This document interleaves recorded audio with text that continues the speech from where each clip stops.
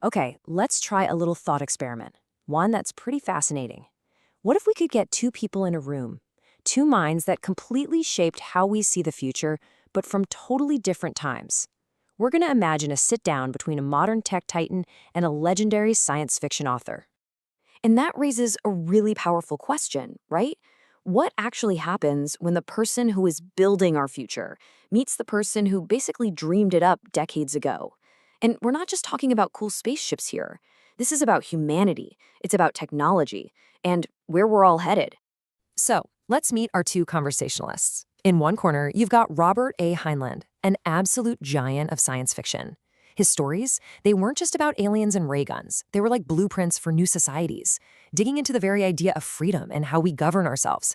And in the other corner, you have Elon Musk, the guy who is literally right now building the future Heinlein and others dreamed about, from SpaceX to Tesla. So where would a conversation like this even begin? Well, the most obvious place is the final frontier, space. But not just, visiting. No, they'd be talking about something way more ambitious, building brand new worlds from the ground up. And that's a challenge that's as much about philosophy as it is about engineering. Musk's vision for Mars is just crystal clear. For him, this isn't about planting a flag and calling it a day. He genuinely sees it as a second home for humanity, kind of like a planetary backup drive, just in case. This massive goal is the engine behind pretty much everything SpaceX does. And this is where Heinlein would probably jump in, adding this layer of hard-nosed reality. In his stories, he was always focused on the incredible cleverness it takes to survive off-world. He'd look at Mars and say, yeah, the logistics are absolutely monumental. But then he'd also argue that this is exactly the kind of problem that brings out the very best in us. Now, this is where the conversation gets really interesting. We're shifting from the how of getting to Mars to the what of actually living there. See, it's not just a tech problem, it's a society problem. How do you build a government completely from scratch, millions of miles away from Earth? And what's so cool is how their ideas on this actually fit together. Heinlein's books often showed these societies where, surviving in a brutal environment forced everyone to be self-reliant and super practical. Musk's idea for a direct democracy on Mars kind of builds on that, because that's a system that works best in a small, tight-knit community, exactly like an early colony would be. So here's the bottom line. For both of them, Mars isn't just about surviving. It is a total reset. It's a chance to build a new society without all the historical baggage and the problems we have back on Earth. It's a laboratory for a fairer, more innovative way of living that, who knows, might one day be a model for us back here.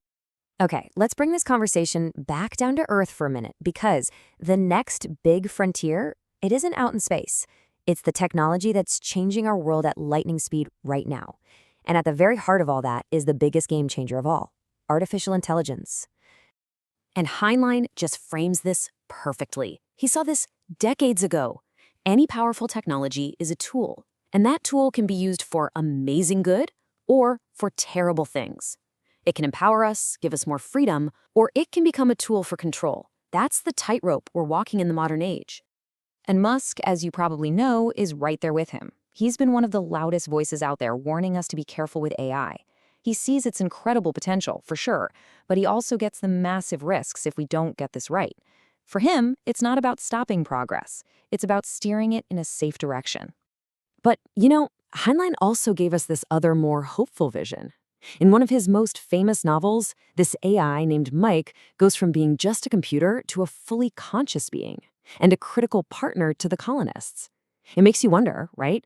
Could AI become more than just a tool for us, but maybe a true partner in our future? So where would these two find common ground? Well, they'd probably agree on a basic framework for making AI safe.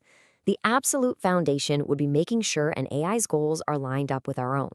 Then you'd need smart regulations that don't kill innovation, you'd need transparency so the public can trust it, and the whole thing has to be built on a solid foundation of ethics. And all of this leads us to the real heart of their conversation, this incredible, powerful link between the stories we tell ourselves and the future we actually end up creating. It's this idea that our imagination doesn't just predict the future, it actively helps build it. I love this, because here's Heinlein basically explaining his own job description. He saw his work as planting seeds in the minds of his readers. By showing them what could be, he inspired them to ask, well, why not? and then go into the fields that could turn those crazy fictional ideas into reality. And then you have Musk, who comes right out and confirms it. He's talked a lot about how science fiction directly inspires what he does. It just shatters those mental walls of what we think is possible and just pushes us to think way, way bigger. So what you end up with is this simple but incredibly powerful cycle. It starts with a wild idea, usually in a story. That spark of imagination inspires real innovators to build new things. And then those new technologies actually change our reality, bringing that original vision to life. It's an amazing feedback loop. Which brings us to one last really important question that's not for them, but for us. If the stories we tell today really are the blueprints for tomorrow's world, then what future are we imagining right now? The stories we write, the movies we watch, the ideas we talk about, those are the seeds for the world that's coming. So, what kind of world are we choosing to create?